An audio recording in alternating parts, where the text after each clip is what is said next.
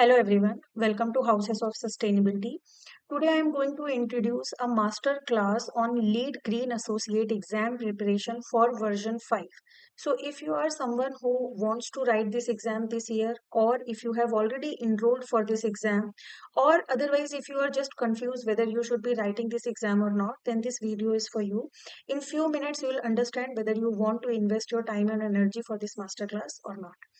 So first of all, this LEED Green Associate version 5 exam, it has been launched by USGBC on April 28, 2026. So now if you will see the website of USGBC, you will see the newest version, which is applicable for all the people who are going to write exam this year. The exam pattern is almost same because it is a computer based exam. Only the version has changed. There will be 100 multiple type questions. You have to solve these questions in 2 hours. The passing score is 170 or higher, which is like a lot much of score to achieve out of 200. There will be no negative marking. There is no prerequisite for this exam. The exam mode is two types. First is test center, that you can go and appear in the test center for this examination, or you can do this exam by sitting at your home only. The exam fees is 250 US dollar. If you are a student, the fees is 100 US dollar. If you are a USGBC member, then the fees will be 200 US dollar. However, the important thing is that if you fail for this exam, then every time you write exam, you have to again pay the same fees, which is a full fee without any discount. And that is one of the reason it is very important to clear this exam in one attempt, because we all know 250 US dollar is way too big amount for us, and this exam is not as difficult as people think. So it's very easy to clear this exam if you become if you are very focused, you are consistent, and you understand the syllabus and the requirement of LEED. So we will see what is the LEED Green Associate version 5 syllabus, because there are some changes in the syllabus. First thing is that these are the knowledge domains from which question will be asked. The first is LEED process, from which we will see 15 questions. Then integrative process planning and assessment, from this we will get 6 questions. Location and transportation, from this we will see 9 questions. Sustainable sites, 8 questions. Water efficiency, 10 questions. Energy and atmosphere is 15 questions. Material and resource, 11 questions. And indoor environmental quality is 11. So if you'll see all these knowledge domain, you can calculate that it is 85 questions. So I asked USGBC, what about the rest of the 15 questions?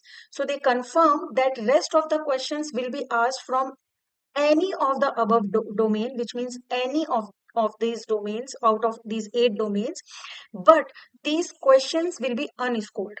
However, looking at the complexity of the exam plus looking at the fees of the exam, I would suggest to not focus that like these 15 questions will be unscored, and think like all the 100 questions will be scored, and you prepare yourself fully so that you clear this exam in first attempt.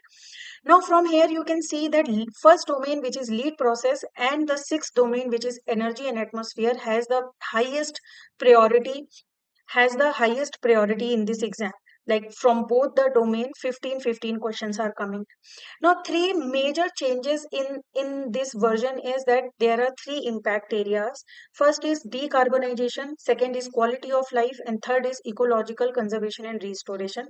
We will see these impact areas in our lessons, in our further videos. However, these are the basic three changes which has been done, and the entire syllabus has been tweaked as per this new version requirement.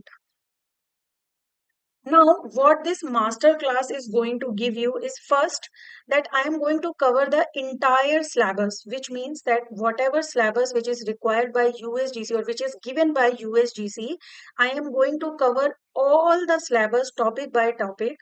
Now we all see there are some complex concept in the syllabus, within the syllabus. So I'm going to provide you some mind maps. Now, as I told you that I want everyone to clear this exam in first attempt, so I'm going to give you some flashcards, some exam tips, and some formula sheets so that it is easy for you for the revision. It is easy for you to understand how to write this exam, and it is easy for you to learn the formulas very nicely. Now, on top of it, I'm going to in every lesson, we are going to see some of the previously asked question in the same examination.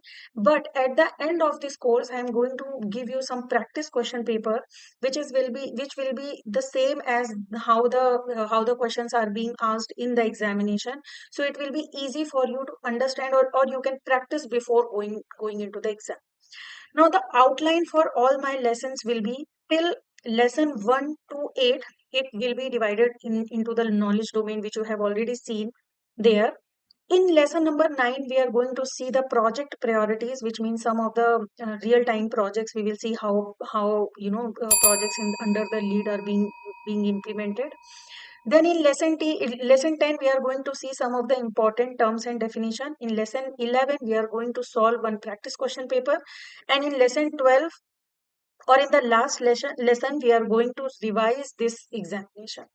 So by now, if you think that you want to write this exam, and one of the reason is that you want to either build your career in the green building area, or otherwise if you want to switch from one field to another field, and that is why you want to pursue this examination, or third reason, maybe if you want to move from India to UAE, then this examination is the best. Now, for all the people who actually are interested, we'll start our lesson 1, which will be on lead process. Now, the syllabus for this lesson, as we have already seen, this is the lead process, and total 15 questions are coming from this domain or knowledge domain, and this is the syllabus which has been given by USGBC. Now, in this video, we are going to cover each and every requirement or each and everything which is written here in the syllabus. So first we will see how the conventional building has what kind of environmental impact. So for example, if this is the building, you can see if there is one building, for that building there is a high energy consumption, then there can be poor ventilation, which means that there can be a indoor pollution, poor ventilation, or if any poor material is being used while constructing any building, then it might release some harmful chemical which can affect the health as well. Even if you know that 28% of global energy is consumed by the building sector, which means whatever electricity we are using for lighting, for cooling, for heating, for other equipments like TV, refrigerator, all these electricity which we are consuming is very high. Now, even for the indoor pollution, World Health Organization, they have said that approximately 3.2 million premature deaths each year has been noticed due to indoor air pollution. Now you can think of how indoor pollution is very important. Now then there is a transport. For example, if your building is in a place where where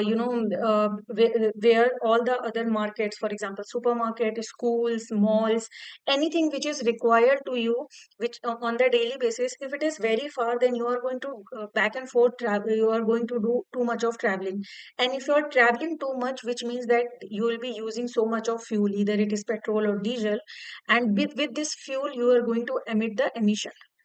Then there is a land use impact, which means that whenever any building construction is happening, it is reducing the green areas and natural environment, because you are digging a natural habitat and then you are creating a building over there. In fact, 273 billion meter square global building floor area was noticed in 2024, and it is continuing to expand. Then there is a waste generation, which means that every building is going to generate daily waste, which is very huge amount of waste. Then there is a construction material, which means that for every building, whatever material is being used, it is not a sustainable material. In fact, almost 50% of global material extraction is happening only for the building sector, and Cement, steel, and aluminium, their production remain amongst the largest contributor to embodied carbon emission. And then there is a water consumption, which means that for every building, for daily activities, we consume large amount of water.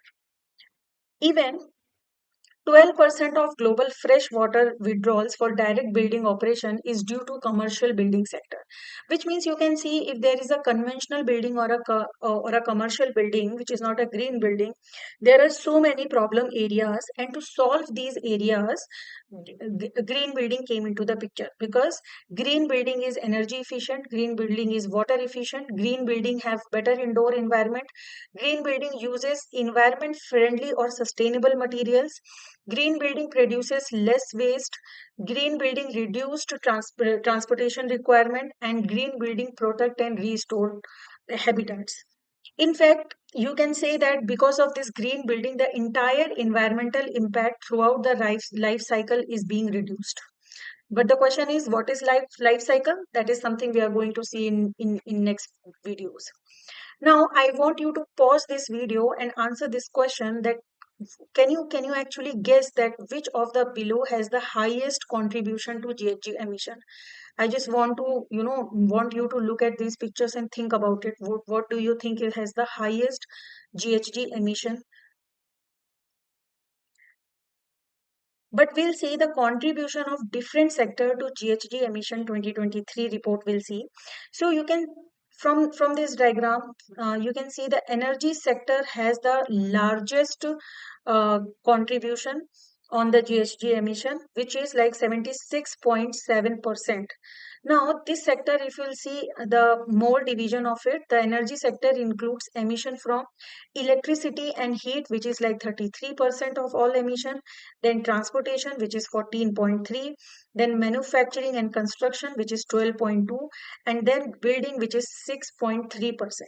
Now, if I'll drill down a little more to see what the building ratio, then you can see that the residential building accounts for largest share of energy sector emission, which is like 12.7% of all emissions globally. Now, this is the report of 2023. If you'll see the 2026 data, you can see that building sector is one of the top six contributor of GHG emission. The first one is power, second one is manufacturing, third one is fossil fuel, fourth one is transportation, fifth one is agriculture, and sixth one is building. You can see there is not a much difference on the millions of tons CO2 equivalent 100 year. And you can see how the building sector is the biggest contributor of GHG emission. And if you see that, you understand that how a well-designed green building can reduce the energy usage, can reduce the GHG emission, can reduce the water usage and solid waste as well.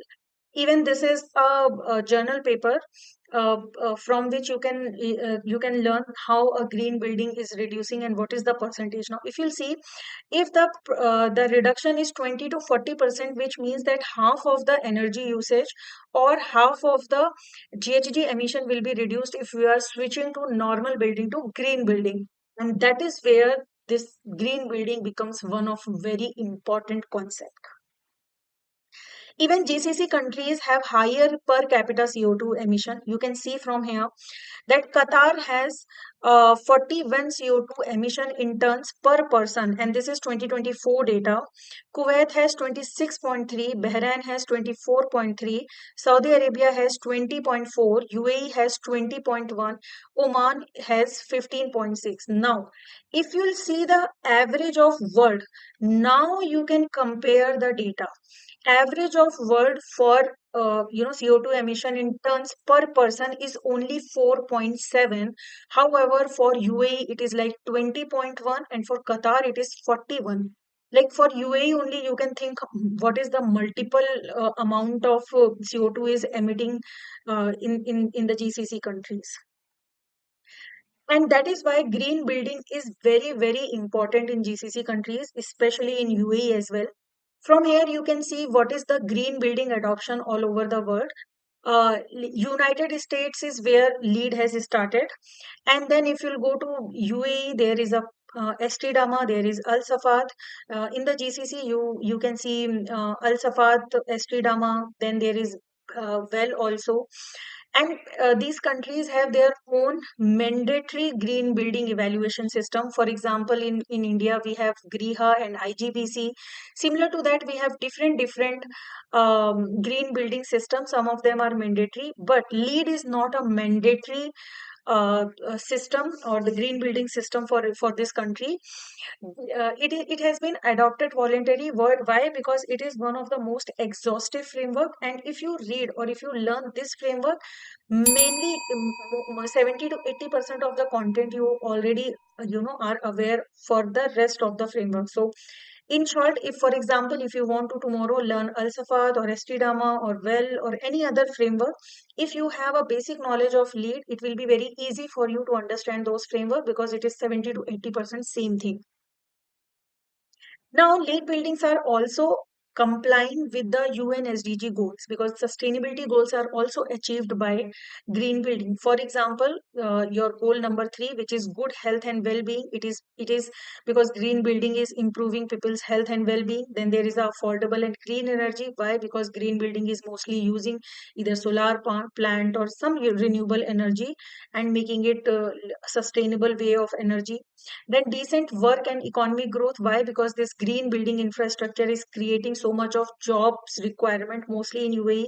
Most of the jobs which are coming are related to green building. Then industry, innovation and infrastructure, because green building, for the green building, you need so much of innovation and this sustainability, climate change, ESG. This entire field is very evolving. Every now and then, the frameworks are changing, the requirements are changing, and that is why we keep doing innovation, we keep coming up with a better climate resilient infrastructure. Then sustainable cities and communities, of course, we are creating these green buildings. Why? Because of the sustainable cities and communities. That is the major UN SDG we are trying to achieve through green building. Then responsible consumption and production, of course, from the green building, since we are using our water very responsibly, we are disposing waste very responsibly, we are using most of the things, basically most of the resources very responsibly. Hence, this UN SDG is also aligned. Then climate action, why? Because we are, as I told you before, if you're going for green building, 20 to 40% of energy consumption and emission reduction is happening. So, of course, you are combating with the climate action. Then life of on land, which means that green building is actually improving the biodiversity, it is saving the water resources, it is protecting the forest. How? Because sometimes this construction happened, or earlier it used to happen because of this industrialization or this globalization. What was happening, all the buildings, sometimes the buildings are happening by cutting the forest, or they are just using any land without looking at the biodiversity, flora and fauna. Now, when we go for a green building, we cannot choose that kind of land. And lastly, partnership for the goals, because to create a green building, to come up with a good ideas or innovative ideas, globally we partner with each other. So when we go for the green building, there are several UN SDG we are aligning with. Now, the most important question is LCA. What is LCA? Which I already asked you before. So, LCA is a methodology for assessing or evaluating the environmental impact of a product or a service. Environmental impact of a product, that is very important. Which means the moment that product is being manufactured. So, for example, if product is being manufactured, some raw material must be coming from somewhere, and then after manufacturing it is going to distribution, then it is going to consumer for usage, and then consumer is throwing it away. And then if we are again extracting some of the elements and using it again the raw material, then it becomes a cyclic process. And if we know the GHG emissions or the emissions for each cycle or each stage, then it is called life cycle assessment. So when we are going for a green building buildings, then we do this LCA. For every stage we know how to reduce the carbon emission. So that is what life cycle assessment is. We can see with one example. Say you want to make a pen. Okay. Now, in order to make a pen, for all these parts, you need first of all material. So, someone is extracting the material, and then this material is going here and it is being processed. Then, after the process, it is going to manufacturing site where they are first of all assembling the product, making all the parts, and then they are combining all the parts and making one product. Then this product is going to distribute through using some vehicle, and then it is going to consumer. For example, it has come to you, you have this pen. Okay, now after using this pen, you are going to throw it in your dustbin, and then it is either going to landfill. But green building concept is that you again extract something, you either recycle, reuse, or you refurbish. You do something from that product, and again if you can use it for your manufacturing or material processing or anything, then for every stage whatever emissions we can reduce, that is known as that is the concept of green building. And life cycle assessment is when for each step you understand what kind of greenhouse gases are being emitted. Now, the cost which is involved, or the cost which is coming up because of this LCA, because of this green building, because this energy efficient building, this is known as life cycle cost. It can have initial cost, hard cost, soft cost, operating cost, maintenance cost. For whatever cost is happening because of this life cycle, or for the green building or energy efficient buildings, this is known as life cycle cost. There is one more concept which is one of the most important concept, which is triple bottom approach. I'll tell you in a very simple way. So earlier, whenever people were thinking about a good business, they were talking about the profit. Profit, profit, profit. If company is making good business, if company is making good profit, then it is a good company. Now, under the triple bottom approach, they finally said that if a company wants to become a sustainable company, they have to equilibrium, they have to create an equilibrium between profit, planet, and people. Which means that if you want to create a profit, it's fine, you do it, but you have to take care of the planet and people as well. When you create the equilibrium between these three, then it is known as a sustainable company, and this is called triple bottom approach, which means that if you are taking care of people and planet and profit all together, then it is sustainable company. Now, coming to overview of LEED. First of all, the full form of LEED is Leadership in Energy and Environmental Design. It is very important, so you have to, रट लो इसको, that the full form of LEED is Leadership in Energy and Environmental Design. Now, this system has been developed by USGBC, which is United States Green Building Council, and it is a manual for developer to follow. Basically, it is a manual which developers follow to create their projects and sustainable. So it is like, for example, if you want to work on something, so you follow some SOPs, some standard procedures, some manuals, some things. That is what LEED is. So LEED is a rating system, which is a sustainability evaluation method or ratings for building. So it is a rating system for building.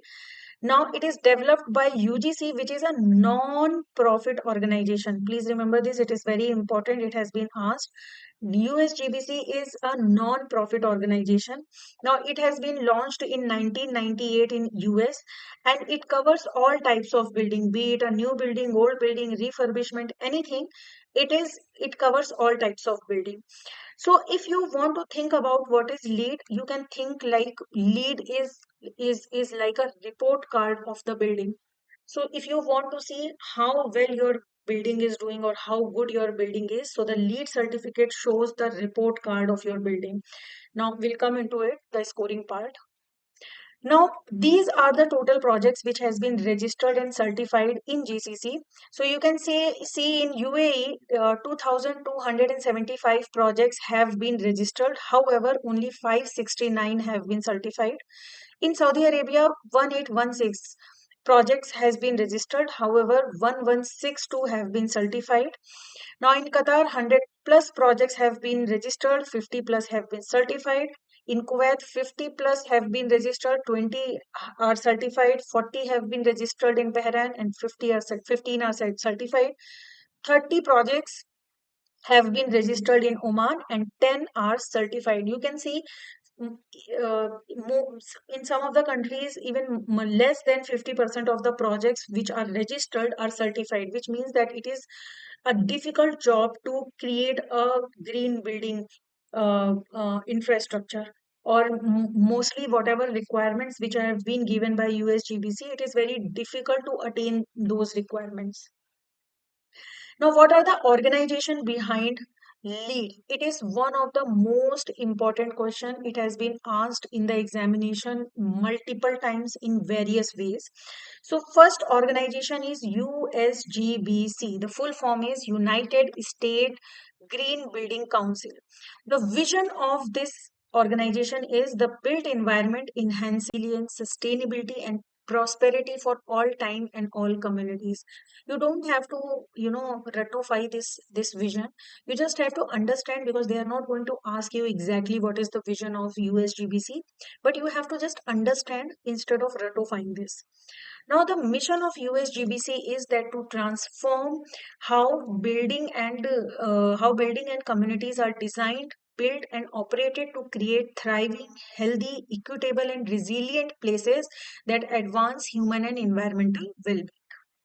Now, it is a non-profit organization. I keep saying it. Why? Because this question has been asked. So you have to remember that USGBC is a non-profit organization which has been formed in 1993.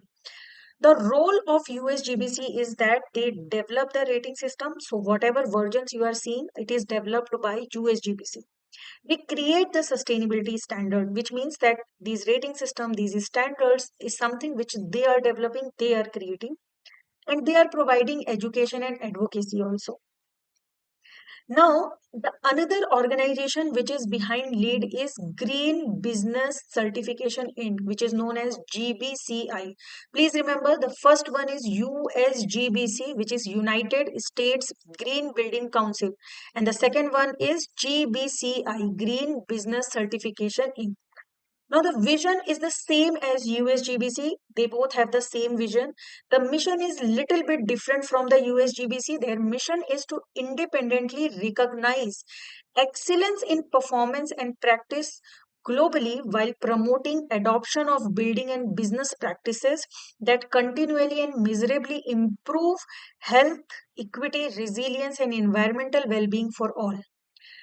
Now, the role of GBCI is that they are the administrators of LEED certification. So basically, they are the ones who are providing LEED certification.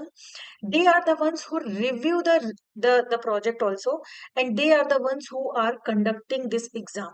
So in short, if USGBC is something which is creating LEED, so GBCI is someone who is certifying the project and professional. So whatever document, resources, rating systems, the new innovations, the new requirements are coming, these are coming by USGBC. However, when you write the exam, or when the people are getting their building certified, both the things are happening with GBCI. You have to understand the difference between USGBC and GBCI, because both this entire topic is very much important from the exam perspective. Now, how it all fits together. So, first of all, we have USGBC. USGBC has given us LEED. In that LEED, we have a reference guides, we have a rating system, we have a education program. As I told you, all the documents, all the rating systems, it has been prepared by USGBC. Now, they all are this entire system, they all are connected with GBCI. How? By accreditation and certification, because GBCI is either accrediting or certifying. Now they both are interlinked by LEED Online. LEED Online is nothing but a dashboard where you can see all the things which you are applying. For example, if you are applying for a certification, there is a portfolio, there is a dashboard. By using LEED Online, you can just log in and you can see the entire dashboard of your, if you have applied for a project, then you can see the project dashboard. Now comes like how many lead versions have you there have been. So in 1993 USGBC was established. Then in 1991 the first version came into the picture. Then in 2000 second version came into the picture. In 2005 there was a version 2.2. Then in 2009 the version was 3. In 2013 the version was 4.0. Then in 2019, the next version was 4.1, and now in 2026, we are seeing the version 5. You can see this in their website also, they have updated this version 5. Now, what is the difference between accreditation and certification? It is very important.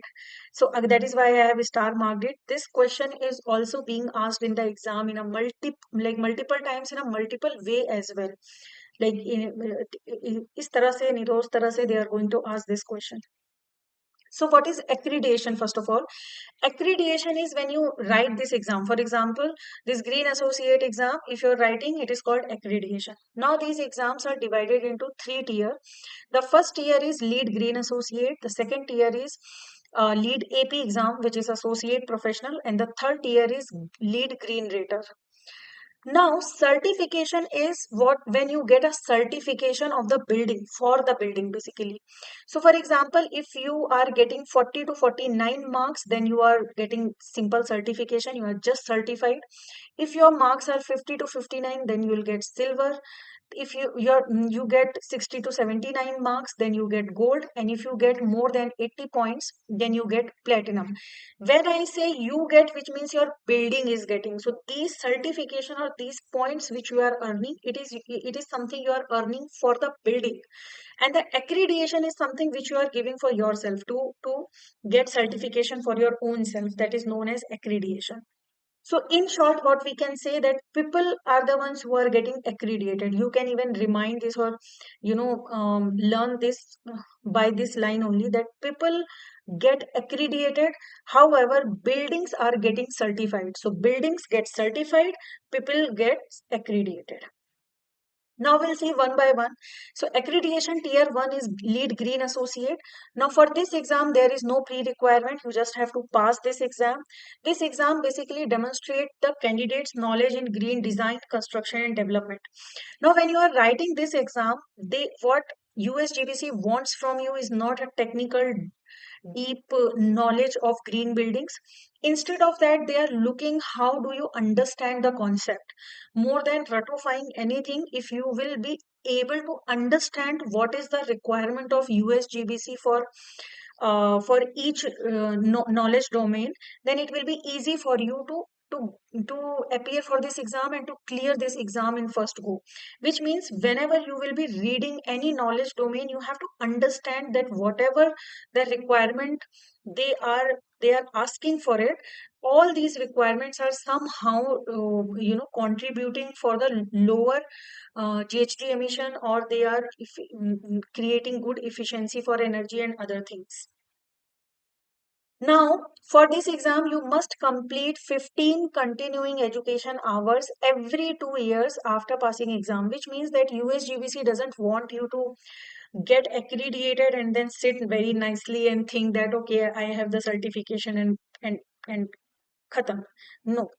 Instead, they want you to learn more, and these learning hours are total 15 learning hours, from which 12 can be your general learning hours and 3 can be very lead specific. What does this mean? It simply means that you can attend a lead webinar, you can do a course on sustainability, you can do a 1 hour training session on lead, you can work or participate in lead project, you can attend any conference, any session on green building, you can do any of these activities, and then you can report these activities in your GBCI account. So when you have an account, you can just upload your data and ensure that you have some kind of proof that you have done it. For example, if you have done any webinar and they of course they are not going to provide you any certificate or any attendance record. So what you can do when you are registering the exam or when you are appearing for the webinar, if you can take some screenshot or anything, whatever you think will be the best possible actually evidence for the activity which you have done, it will be considered by GBCI. You just have to upload or report your activity to them. So you have to ensure that you have 15 continuing education, which is CE hours after 2 years. Okay. Now the next is tier 2, which is associate profession, which is like lead AP exam. It is happening for BD plus C, for ID plus C, for ONM, for ND, and for homes. Now for this exam, lead green associate is required, which means if you have not cleared the lead green associate exam, you won't be able to sit for AP exam. So in order to sit for the lead AP exam, you should have lead green associate certification. Now, this lead associate professionals basically now for lead AP exam, what they need is they want you to have a advanced depth knowledge in the green building practices and in whatever specialization you want to get into. For example, you can become AP in new building and construction, which is BD plus C, which is suitable for anyone when you have when you want to build your expertise in the design and construction phases of green building. Now then ID plus C, it is interior design and construction, where basically the people who want to learn how to make the interior or the tenant spaces, how to make them energy efficient or green. Then there is O plus M, which is operation and maintenance. This is for the existing building when you want to improve the performance or efficiency or environment and reduce the environmental impact of the existing building. Then it is ONM. Now, homes is suited in the design and construction of healthy, durable homes. If you want to build 4 माला का 5 माला का 6 माला का घर, then if you want to make a sustainable home, then it is for that. And neighborhood is basically communities and all the neighborhood, which when you make a sustainable community, which means that all the ghars, all the homes which are there within that community have the sustainable or they have basically reduced environmental impact. Now, for this exam or after getting this certification, you have to or you must complete 30 continuing education, which is CE hours, every 2 years after passing the exam. Now the next is tier 3, which is lead fellow. For this, you don't have to pass any exam. You don't have to even prepare for it. You just need a lead AP. So if you are lead AP, even you can self-nominate yourself, or any of your friend or colleague or boss or manager, they can nominate you. The only requirement is that for this you should have 8 years of lead AP credential and you should have 10 years of green building experience. Now next, which is certification. Now again I am saying certification is for building and accreditation is for people. We are getting accredited whenever we are giving any exam. We are appearing for lead green associate exam, lead AP exam, or any exam. Then we are getting accredited by GBCI and USGBC. And building, whenever we apply for a building lead certification, then it is known as certification, which means buildings are being certified. Now for building, you can see a scorecard here. Similar to this scorecard, we have scorecard for all kind of buildings. Say there is, I told you before that there is BD plus C, which is building design and construction. There is O plus M, there is ID plus C. For every sector or for every requirement, they have a project scorecard. Now, in this scorecard, from this sample, you can see that there are sample of two domain. One is integrative process planning and assessment, and another one is location and transportation. Now you can see some of the requirement are they are saying required, which is known as prerequisite, which means that you won't be getting any marks for it. This is something mandatory to go for this certification. So if you want to go for the certification, this is the bare minimum you should already have, then only you can apply for this certificate. However, when you see here in location and transportation, for number 1, which is LTC1, there is 1 point which is written. Then in LTC2, there is 2 points that is written. What does this mean is that if you are sufficing the requirement of whatever is given in that section, which means that LT7, whatever requirement has been asked, if you will fulfill that requirement, that will be an additional credit for you and you will get 1 marks. So you can see from location and transportation, you can maximum achieve 15 marks. Now this is how you add up your credit with the prerequisite and you go for this. For example, if you are able to get the maximum marks, then you will get the platinum certificate. If you are not able to get reach till platinum, however, if you are able to score 60 to 79, then you will get gold certificate for your building. If you are able to achieve 50 to 59, then it is silver. And actually this happens when you only go for prerequisite, which means the mandatory requirement, if you follow that only, then you just get certified. So this is the checklist. It has been given by USGBC. You can go and see their website. I'm anyways going to give you all this material later in my later videos. However, all this is already available in USGBC website. So from the certification, what you understood is that building gets certified. There is a project scorecard. इसमें they have given the requirement, what is the prerequisite, and then what is the additional credit. Prerequisite is something which is mandatory, you should anyhow have it, there is no marks for it.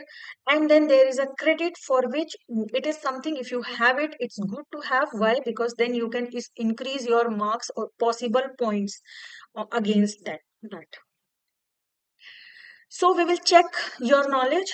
These are some of the questions which has been asked in the previous questions or previous question papers actually.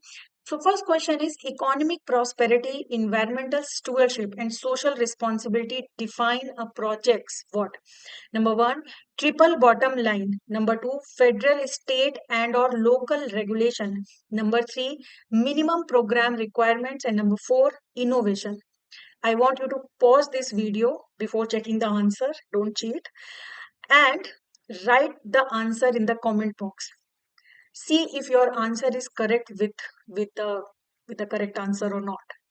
So the correct answer for this question is triple bottom line, because I told you in triple bottom line, we try to achieve the equilibrium between people, planet and profit. So this is what they are trying to say, that economic prosperity, environmental stewardship and social responsibility defines a project's triple bottom line. Now the next question is which body performs third party technical reviews of LEED project? We have discussed this. Pause this video, write the answer in the comment box. And the correct answer is GBCI. Now, what is the point range for a project to earn LEED silver? If you remember, what is the point range for a project to earn LEED silver? And the correct answer is 50 to 59 marks or credit. Next question is, what is the proper designation for a project that has earned 80 points and met all the prerequisite? What is the proper designation for a project that earned 80 points and met all prerequisite? And the answer is LEED Platinum. See, if you will see the options here, this option is also given, which is LEED Certified Platinum. This is to confuse you, because this is very common. Some people, they might not see this option and they just see this option and they will directly take this, and and you will not get marks for this question. However, it is a very easy question. So this is how they make the question paper a little bit tricky. And now the last question is, which of the following are green building rating system that exist in addition to LEED? And the answer is BREEAM, Green Star and Green Globe. Thank you very much. If you are satisfied, tell others. If not, then please tell me in the comment box, and I'll see you in the next video, which will be the second part of lesson 1. Thank you.